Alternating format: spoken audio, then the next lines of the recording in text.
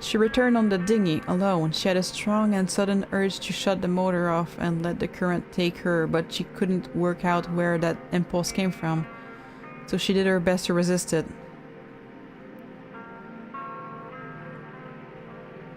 She met with a guitar player, she met with a flower salesman, she met a painter.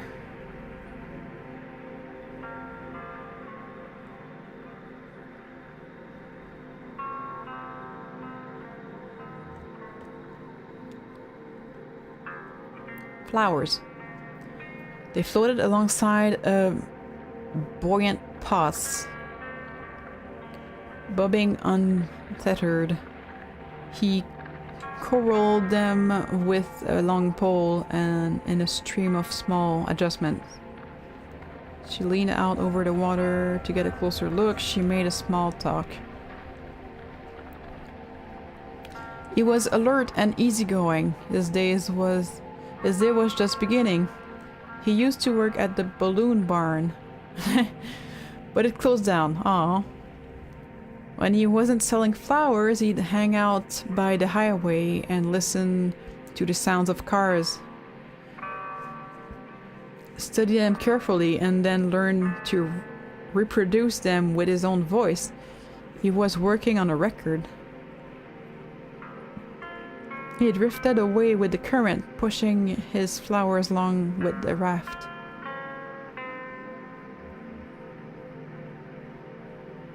I hear music, so I guess she met a music playing guy. He said they took a turn, the water was cold, and the floating bicycle, while technically marvelous, wasn't quite buoyant enough for the both of them. Swimming is hard work, the hardest work that dog had ever done, he expected. The dog wasn't tow. Oh. That's kind of terrible.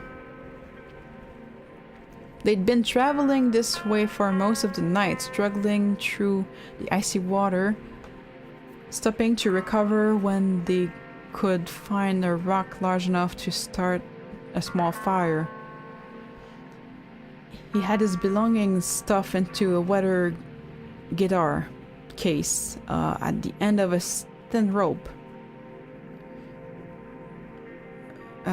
It floated pretty well, so he only had to keep an eye on it and occasionally free it from a rock or some driftwood it was caught on.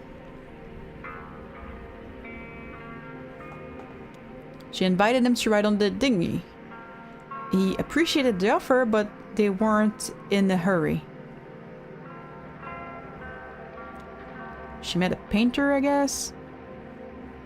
He never worked from photography, so his paintings could be divided into two categories. There were the ones he painted from life, and the Echo River was a very good source of these because its currents were so unpredictable and tunnels so dark. He rendered these in oil painting by lamplight, working for hours cross-legged on the porch of his boathouse/studio. Then there were the ones he painted from memory, mostly the memories of a single wreck he encountered as a much younger man, picking up litter where the coastal highway cleaves to the rock beaches of the Northern Carolina. These were done in watercolor. He preferred the work on them in the morning in a room he rented near the airport in Louisville. He had some postcard-sized sketches in charcoal too, of the Iron Paria. It wasn't a wreck exactly, but it felt right. He tried to scribble one down every time he encountered it. Though it was so unpredictable, he was so focused on details, he usually just ended up with a handful of inscrutable marks. She gave in, shut off the motor, and floated for a while. Then she knew what she'd been craving, a moment of silence. Did Conaway die?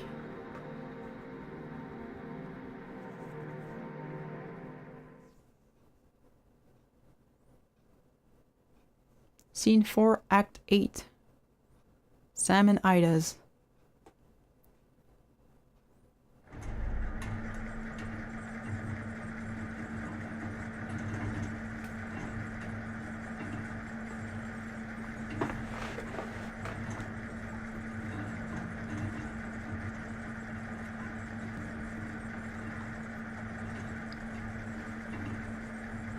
Okay. Dog.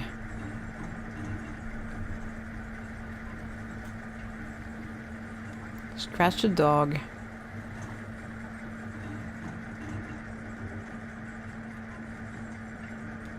Dog size.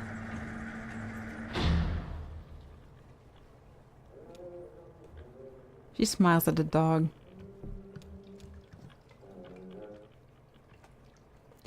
Hello out there, headed up or down? Sometimes I wonder myself. I'm just looking for the crew of the Mucky Mammoth. Yes, ma'am. Yes, ma'am. They stop here every morning. I expect they're upstairs now. And Ida's got the coffee going. Isn't Ida... No, it was Ira. Okay, no. I confuse the names. I could use a cup myself. It's cold on here. Well, head on upstairs and she'll take care of you. I'll be along in a minute. Okay.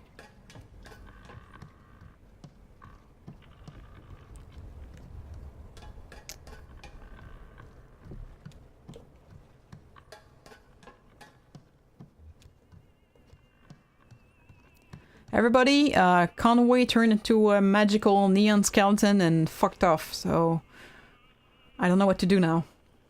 Just in time, we've already finished eating, but we're about to place a to-go order for Clara. She's back on the board. She's back on board, getting ready for her show. Take a look at the menu, I'm sure there's something you'll like. Ida is a bit of a local celebrity for her cooking, I mean. Hey, Ezra was just asking about you. He's around the corner playing a video game. Maybe go let him know you two are back, or where's the old man anyway?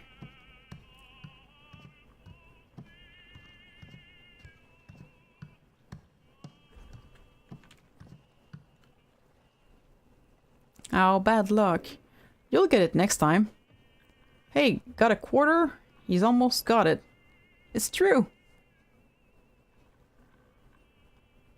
Sure, I have 1 quarter. Thank you. So, where's... He left or they took him?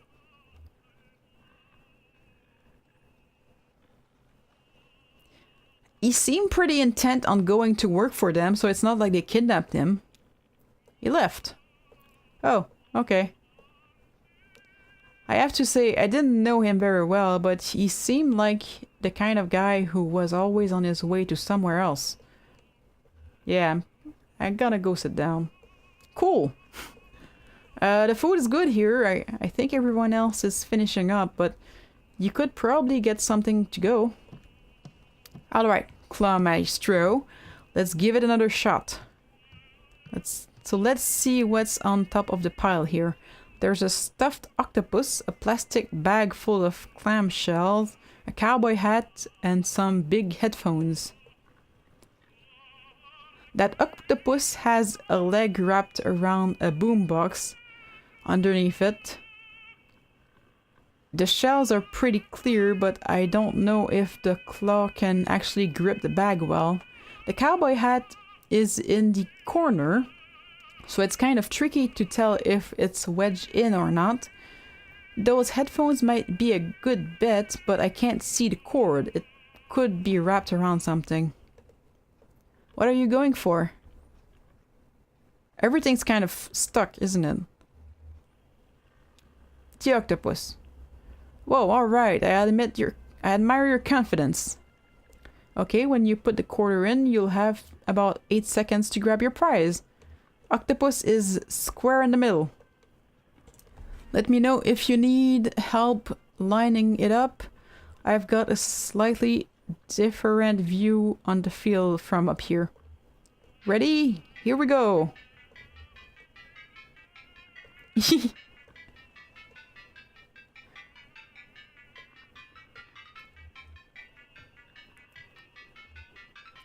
The claw hovers in the front left corner of the machine.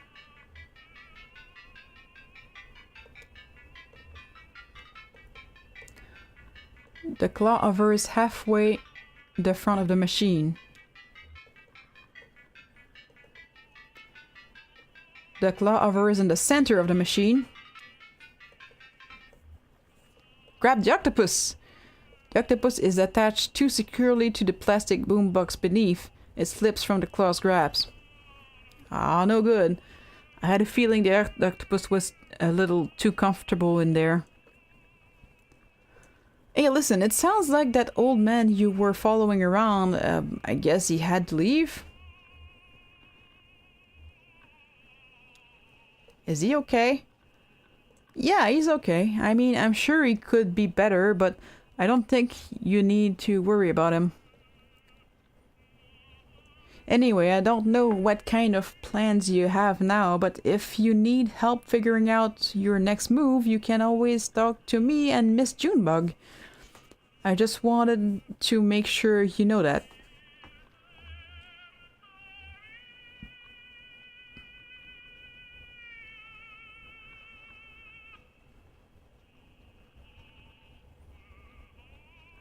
I guess I'll meet with my giant eagle.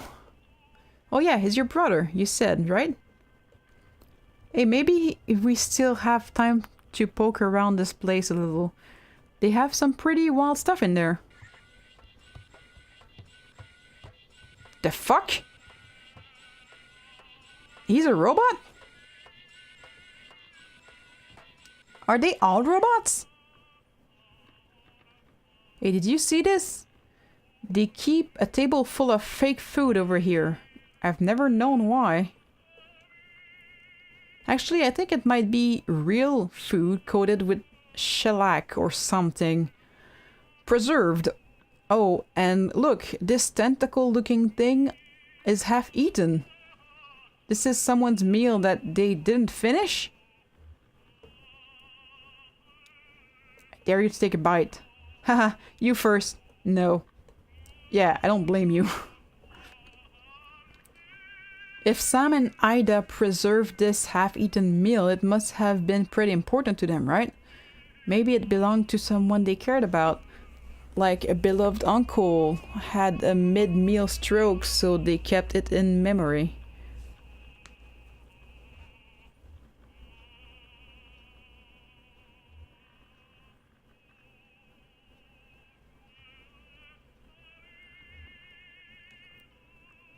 Yeah, like the sunflower seeds that my parents left. Oh, I'm sure your folks are fine, though. Are you worried about them? Yeah, it's weird they just disappeared. Yeah, listen, that's okay to be worried. You're doing fine.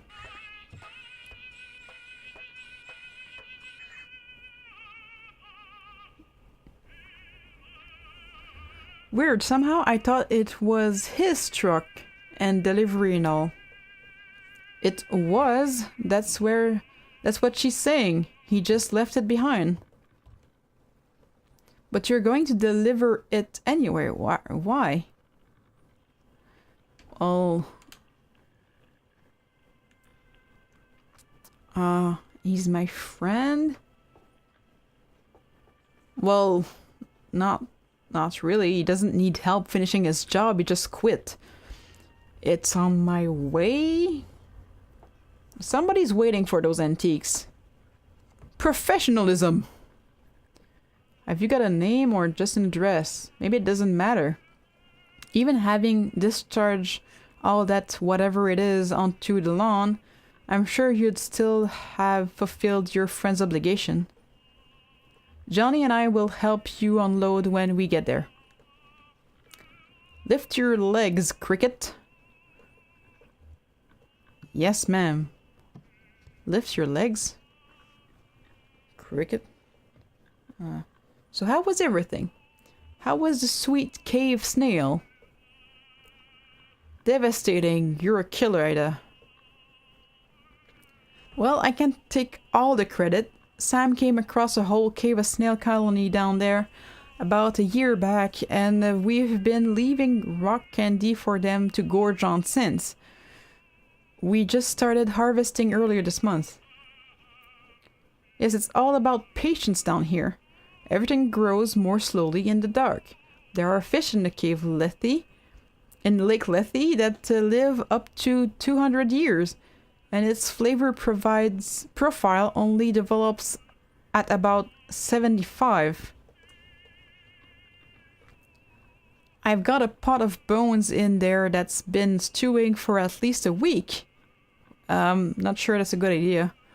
I don't even remember why I put them on. Come to think of it, I don't even remember what kind of bones they are. Human bones? Are you disposing of evidence?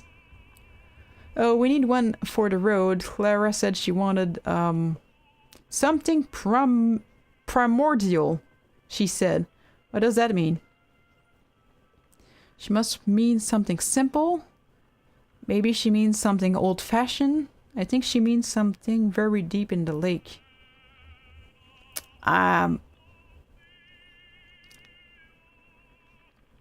Old-fashioned or simple?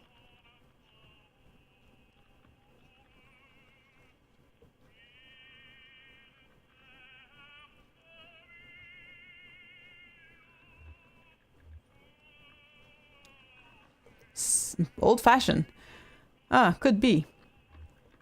Here, you pick. I'm not good at this. Inspect the menu. Maybe...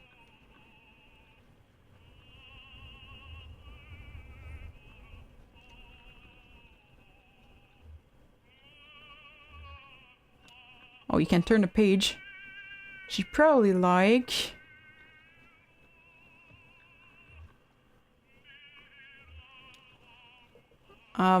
I think she'd like...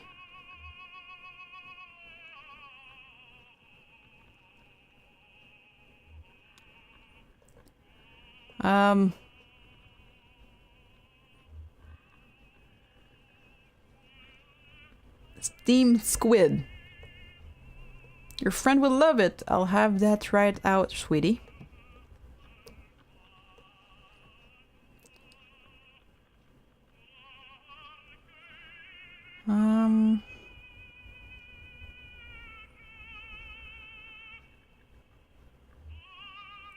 A pea-sized eyeball? He runs finger along the grayish claw. He pokes the tentacle. It's solid and fixed in place. We used to steam those. Juicy. But I prefer them smoked now. Sorry I startled you, sweetie. Whose food is this? Why is it hard? Why didn't they finish their meal? Why didn't they finish? Well, they had more than twice as much food as they really needed, so even half was too much. This food is about 15 years old. It's true. Things were different then. Nobody came to eat here. We were fighting just to keep the lights on. Sam, my husband, Sam was depressed. He couldn't catch anything. That was part of the problem. Most of what we served was shipped and frozen and dried. And I just threw out the fryer. We've both come a long way since then. While two young men came in for dinner, seasoned drivers, they said over 10,000 hours between them in Lake Lethe alone. They'd been out all day, salvage parts and blah blah blah blah, and they worked up a fierce hunger, they said. They ordered the whole menu without even looking. It was a short menu in those days. I sat them right here and went back in the kitchen. Sam was on the next table doing the Sudoku and drinking malt liquor, his usual routine at the time. An hour later, I was cleaning up when Sam came bursting into the kitchen. "Ida," he said, kind of frantically. "These drivers are still hungry. Bring them another course." And I said, "They already ordered the whole menu." Sam said, make something new. Keep making up dishes, whatever. They just keep bringing out food." So I did until small hours in the morning. I made up so many new dishes that night. I could write a book, and it was good, inspired. But I was working so hard and so fast at the burning edge of inspiration, I didn't think to write any of it down. And I was so wrecked with exhaustion the next day, I knew I couldn't remember what I had done in the kitchen.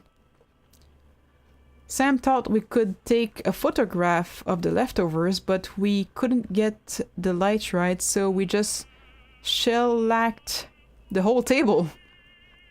Now when I need inspiration for the menu, I come and look over here and think about all those ingenious dishes I threw together for those drivers. Of course, they didn't pay their bill full. I heard one of them complaining to the other, "Let's just pay half and let them charge the other half to whatever demon in the kitchen kept making up food faster than we could ask for it." That's shitty. But it all worked out. Things have really turned around since then. This place is actually pretty popular now. The success in our expanded menu inspired Sam too. He started bringing back the most magnificent ingredient from his nightly dive, sorry. "I'd better get to work. Stay right here, sweetie. I'll bring you some treat."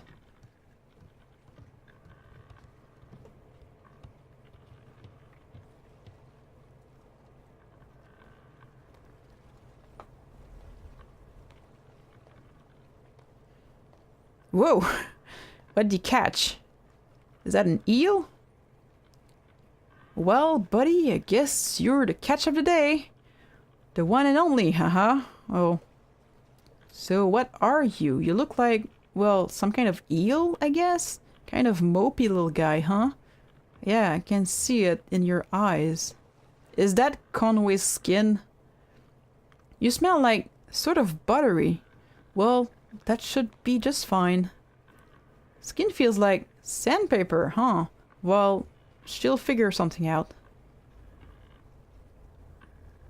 I think I'll call you...